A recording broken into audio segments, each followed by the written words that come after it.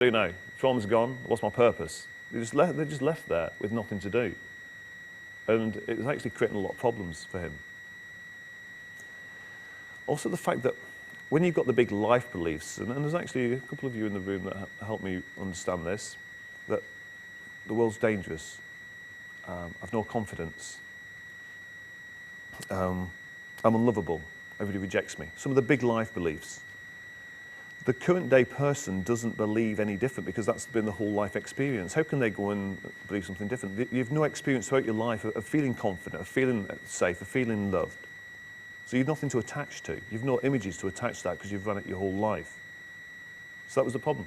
You can go and collapse the event where mum said, I don't love you, or that you made that assumption based on something that happened with mum or dad. But it doesn't give you the positive. So it left a void. So with Matrix, we're very much going in there and we're changing the pictures, we're creating a new reality back then. Which then you've got these new images in your field that gives you a new experience of life. Okay, so that's really important. Some afternoon, it's one of our sessions, we'll do that. We'll work with some of your belief systems, and we'll look at some of the key beliefs, and we'll look at installing some new pictures. That'll be one of our sessions tomorrow. Disassociated clients. Difficult people to work with EFT, would you agree? When you try to tune in and there's no emotion. They say, well, this happened and it was really bad. I know it was bad, but there's absolutely no emotion around it. The reason they're not feeling emotion, the echoes have done the job well. The echoes hold the trauma. That's their job. So you don't feel anything about it because the echoes are holding the trauma. When you do start to feel things, it is when you bring that information from the echo into the body, is when you feel the intensity. Okay. At the beginning, I said it's gentle on clients because even though EFT is very gentle, that's what you're doing. To me, normal EFT, now standard EFT is surrogate EFT. Because the trauma happened to the echo, not to you. And I'll explain that in a little while, what I mean by that. So what we do is we tune into memories from the past, we bring all that information back into the body, and we feel all this discomfort. We don't need to do that. We can go straight into the field and work directly on the echoes. It keeps it out of the body, and work with a real client who is the echo. Forgiveness and wisdom, huge important. With any therapeutic intervention, you want to get to a point of forgiveness. Now, if you can find the wisdom in a situation, and from a spiritual perspective, all these events we've drawn them into, we've come down and we've chosen. This is my spiritual belief. You don't have to buy into this one. A lot of you will already have this belief. That we come down, there's certain lessons that we want to learn in this life, certain things we want to go through. We choose our parents, we choose the situation that we incarnate into. But from that, the spiritual, energetic, the different dimension that we're on, we come down to experience through this physical reality. Okay, so there's wisdom to be gained and learned.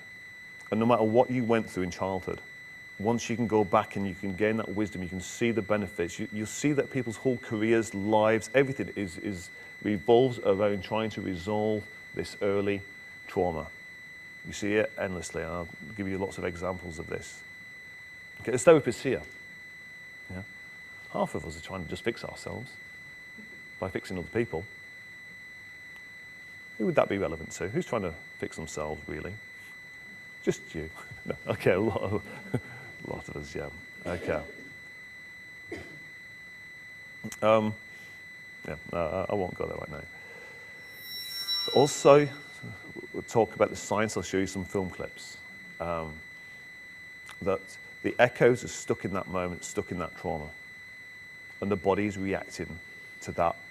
These echoes are current events subconsciously. It's still happening every day of your life. Okay. So disease cells will replace as disease cells because that's the perception. Once you go there and you, part of the Matrix protocol is to bring all that new information back into the body to show you that the trauma's over, it's finished with, that you've moved on, you've passed it, you're not doing that anymore, you're not stuck in that moment subconsciously. And by doing that, it sends a new signal to the body that you can heal now. Again, this is a very powerful part of Matrix work. It gives resources to the clients. Resources they didn't have at the time as children, they didn't have these resources. And we literally rewrite what happened in the past. which might concern some of you because you think, oh, it's like implanted memories and da-da-da-da. Well, yeah, potentially. But, whatever happened back there, it's over, it's done with, it's finished. The only reason you're still bothered by it is because you've got these images and beliefs and perceptions based on it. Okay? But it's over, isn't it? It's done. But it's still screwing up your life because you're just listening to all that stuff back then. So if you can go back and have a different event there, then your perceptions today can be very different. Does that make sense? Okay. Okay, and then ultimately, somebody said to me last year that all this talk of the law of attraction, they said, this was last year in 2008, they said, oh, law of attraction, I'm sick of hearing about law of attraction, it's so 2007. But it's, it's also been around forever. Law of attraction is everything.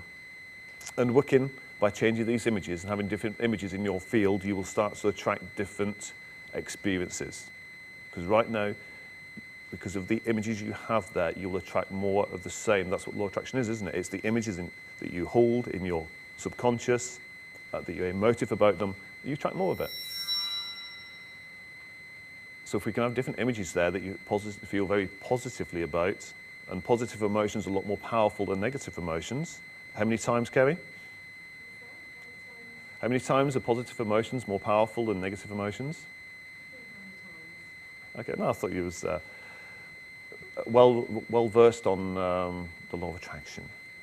Doesn't Esther and Jerry, doesn't he say at some stage that it's something like it's 50 times or 100 times or 1,000 times more powerful, the effect of a positive emotion out in the field rather than a negative emotion?